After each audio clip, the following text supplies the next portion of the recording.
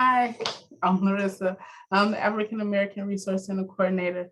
Welcome back to Black Girl Magic Book Chat, where I am reading a different book each week, and that is written by a Black female author and chatting about it.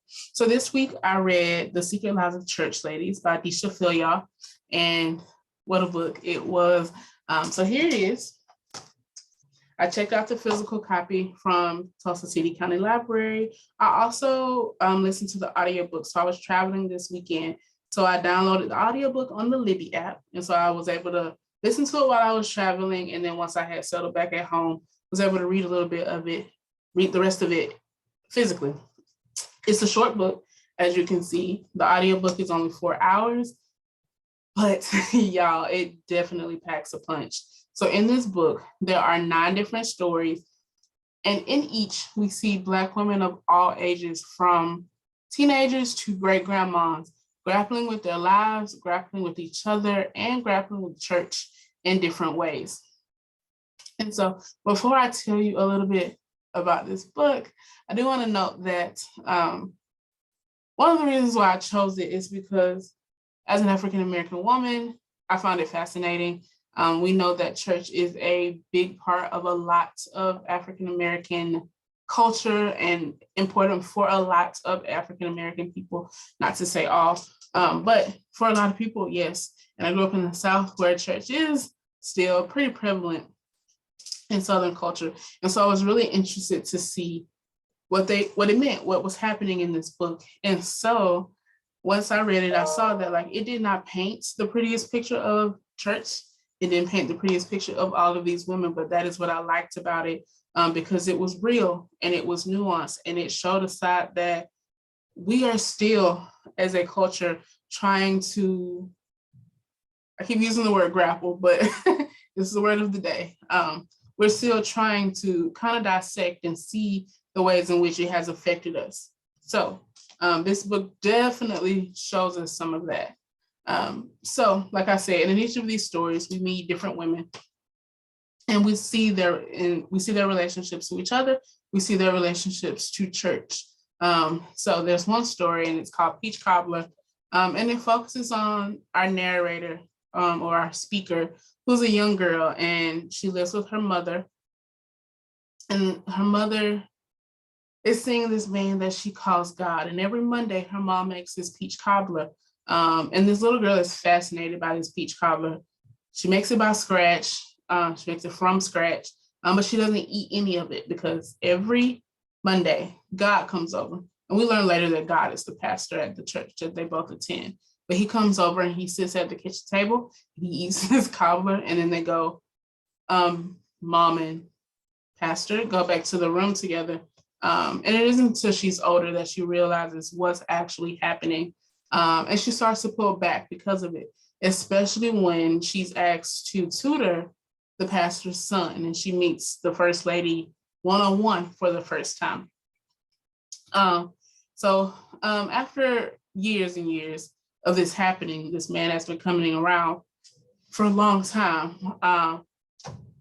She confronts her mom one afternoon after she has this dalliance with the son, and the son has a girlfriend who he never mentioned, and she sees this parallel between herself and her mom, who is sleeping with this married man, this married pastor, right? She sees herself in that same vein as, oh wait, I'm the secret too, and so she confronts her mom, and her mom is not apologetic, and even says to her, hey girl, don't you talk to me like that. I'm your mom. God doesn't like ugly. Not recognizing that like the infidelity that she's involved in and the way that she's treating her child, the harm that she's doing, it's just as ugly as the way that she's talking to her, right? But what's more important, the way we talk to our parents or the way our parents live their lives, the way our parents respond to us? And so that's kind of the question that we see when we're reading this story. In another story called Snowfall, there's a lesbian couple who is living in the North somewhere, they don't say where, but they're both from the South, and they're kind of dealing with living in this new place. There's snow, which they're not used to and they don't love. And so lately they've been kind of reminiscing. They're both from the South. even though one is from Georgia and one is from Florida. But the South is a culture, right? And so they kind of reminisce on some of those things that they both experience, like the weather and then the food and aunties related and not related, and how everybody's always in everybody else's business. What they don't miss, though, is the judgment. They don't miss how one of them had to give up her home, had to give up her family because they found out that she loves women, and how the other one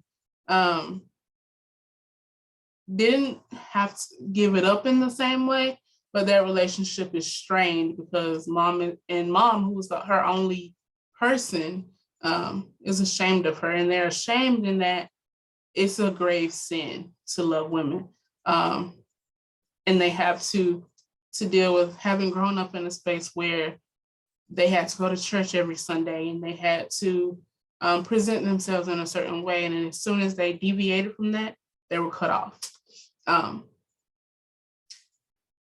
So that's just kind of two of them. There's also stories called Instructions for, I don't want to make up the title because I could do that.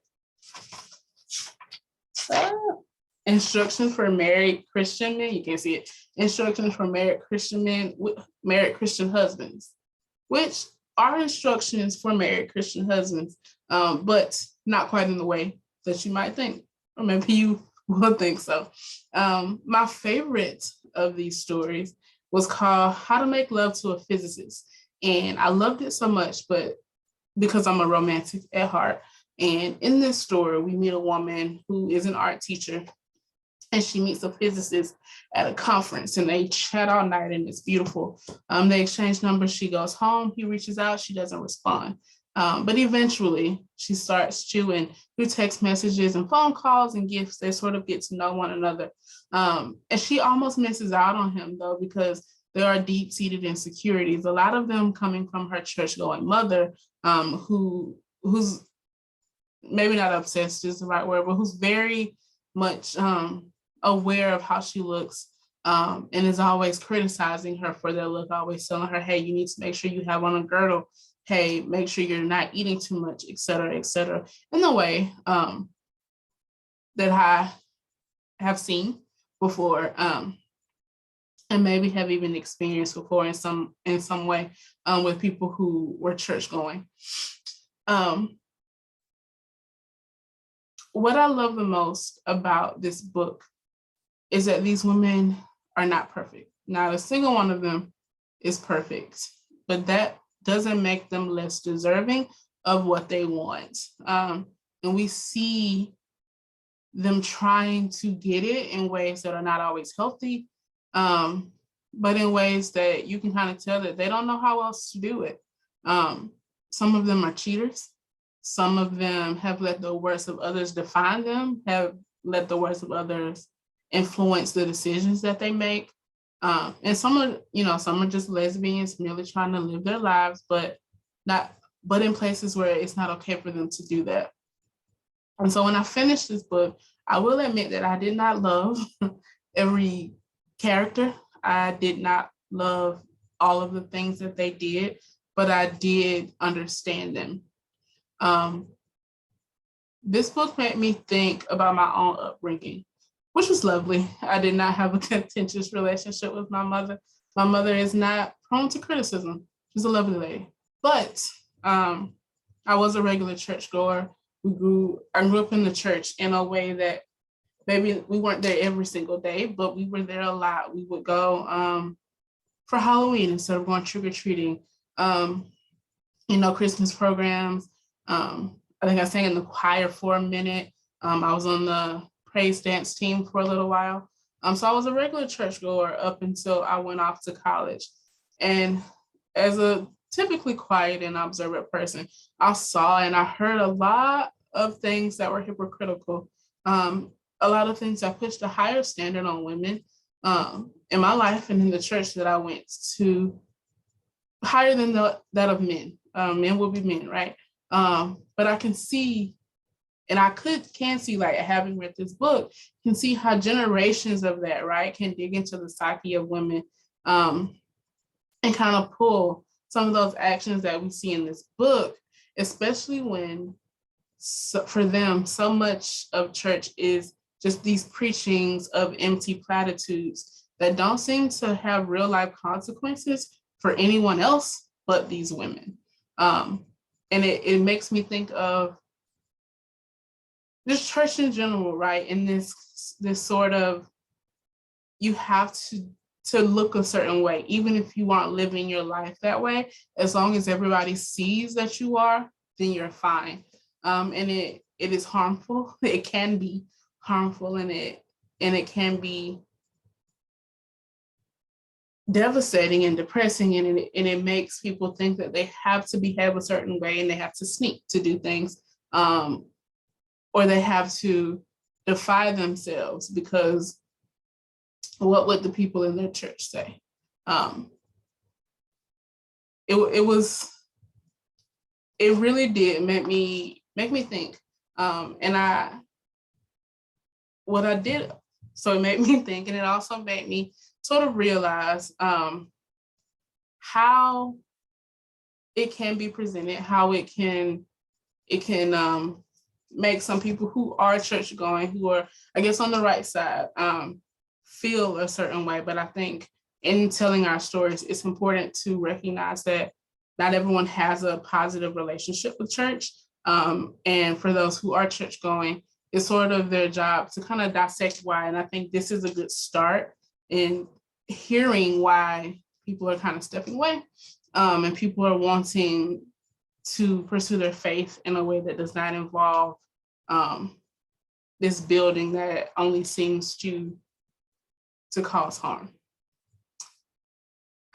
Like I said, it packed a punch. And I didn't even tell y'all all the good stories. So, like, go in and make sure that you read it, because it just makes you feel, and it makes you think about the ways in which we are showing up for ourselves and showing up for others, and how the words that we speak, and how the things that we read and the gospel that we listen to, how is it truly, truly affecting us in our relationships, in the ways that we are present.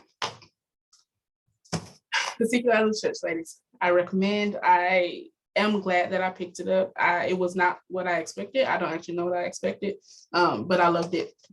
So I will see you all next week, where I'll be reading Freshwater, which is about a Nigerian woman who is said to have separate cells. I don't know what that means. We will find out next week, and I will see you then. Bye.